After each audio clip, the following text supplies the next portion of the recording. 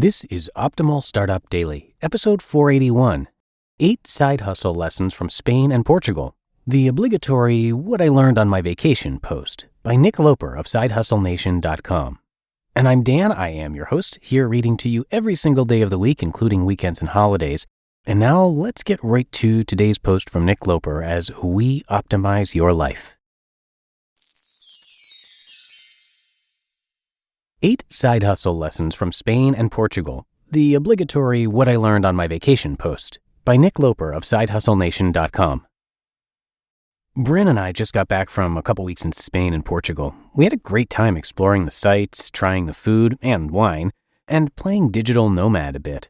Exposure to different cultures always triggers some new creative thoughts or ideas, and so here are a few of my notes from the trip. 1. It's okay to be under construction. One of the highlights of the trip for me was the Sagrada Familia Cathedral in Barcelona. Construction began on this building more than 125 years ago, and they're still working on it today. It reminded me of when I hear clients and colleagues say things like, "My website is almost done." In truth, your work is never really done. Your business, whether online or otherwise, will always be in a state of evolution and construction. I first realized that distinction after the first version of my shoe site was built. I was eager to be done, to start cashing checks instead of writing them, but I soon discovered that constant investment was required to improve and grow. Over the years, I probably spent 10x the initial construction cost in add-on features and remodels. 2. Speak your customer's language. Traveling to a new country without knowing the language is intimidating for me. Thankfully, my Spanish is functional enough to get by, but I was completely useless in Portugal. The funny thing is, I was much more useless in Japan, Vietnam, and Thailand last year. At least Portuguese looks similar to Spanish in writing, and we got by just fine in Asia with smiles and hand gestures. But in Madrid, we met some other travelers who were intimidated by the language barrier in Spain, who were handcuffed to the restaurants with English menus and the places in the guidebook. Those restaurants do a booming business catering to English-speaking tourists just by speaking their language. Are they the best food or the best value in town? Probably not, but they command a premium because they're easy to do business with. In terms of your side hustle, are you selling what your customers are looking for? This is easy to know in online business when you can get detailed data on keyword search terms. For instance, if you're selling integrated marketing solutions but customers are looking for increased blog traffic, you'll be better off changing your messaging. On my shoe site, I had a category called Western Boots for a while until I discovered that cowboy boots was a more popular search term. So I changed the category to better speak my customer's language. 3. Build on what you already have. A common theme in Spain and Portugal is building on top of what's already there. You'll find towering Gothic cathedrals built on top of mosques, which were built on top of medieval chapels, which were built on top of tiny Roman churches. Starting completely from scratch is inefficient and probably unnecessary. In your side hustle, it may seem like you're starting at zero, but I would argue your lifetime of experience up to this point is a pretty serious foundation to build on. What do you know about? What problems can you help solve for other people? Who do you already know? Consider the case of Fizzle, the online business membership community. Fizzle was built out of Corbett Barr's popular Think Traffic blog, which was built out of his own consulting experience in helping people generate more traffic for their websites. With each new layer, the scope and reach has expanded, but he never had to start completely from scratch. 4. Be defensible. The idea of building a wall around a city seems kind of quaint these days, right? Can you imagine if New York or San Francisco decided to build a wall? But a few hundred years ago, a tall stone barrier was a viable means of protection and defense. Now, the parallel is to think about what kind of metaphorical walls can you build around your business to protect it from competitors. 5. Think like a church. In every town we visited, the oldest and most important buildings were the churches. Even in the tiniest settlements, there would be at least a couple churches, which reminded me of the power of building a following of people who believe what you believe. This is an incredibly powerful and long-lasting idea.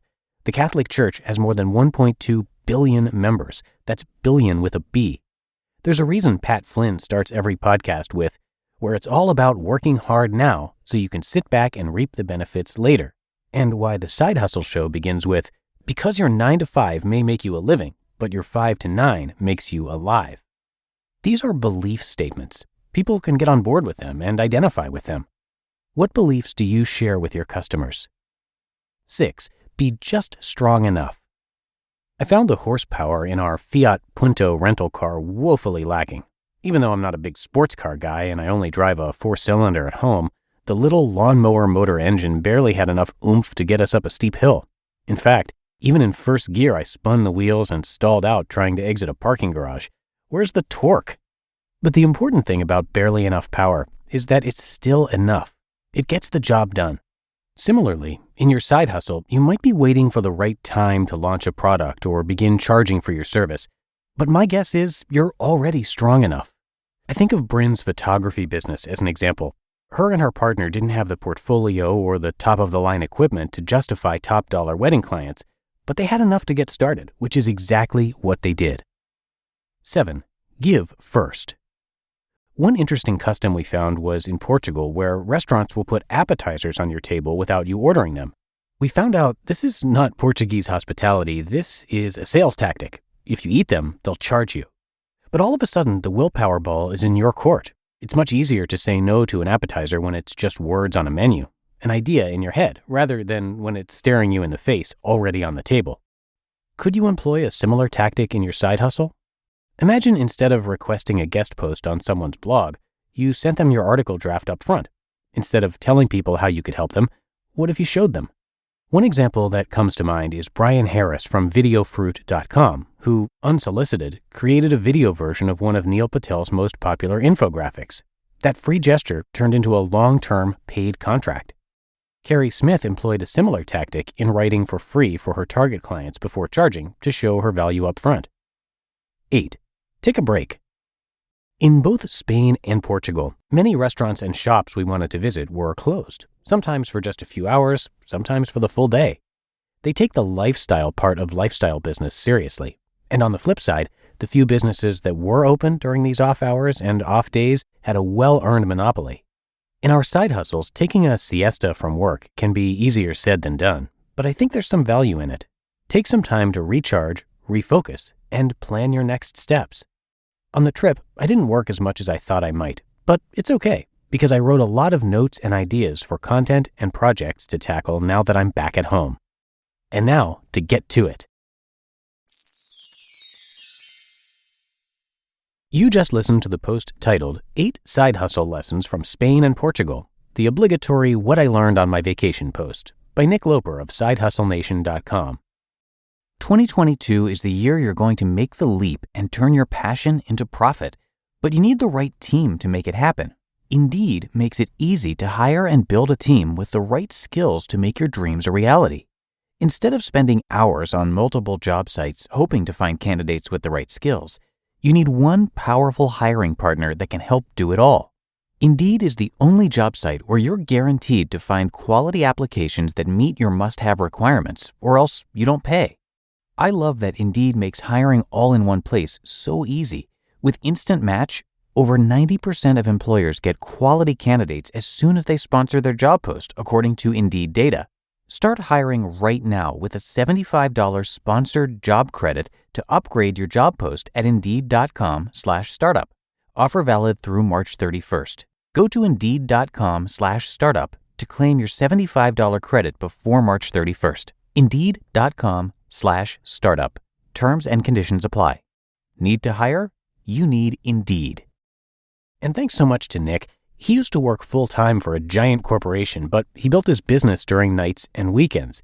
And as he alluded to in this post, he's also the host of his very own podcast, The Side Hustle Show. It's geared toward part-time entrepreneurs looking for actionable tips to start or improve their businesses. It is a great podcast, one of our favorites, and usually in the top charts of business in Apple Podcasts. Definitely worth your time to check it out. And the blog is great too, of course. You can come by SideHustleNation.com for a lot more.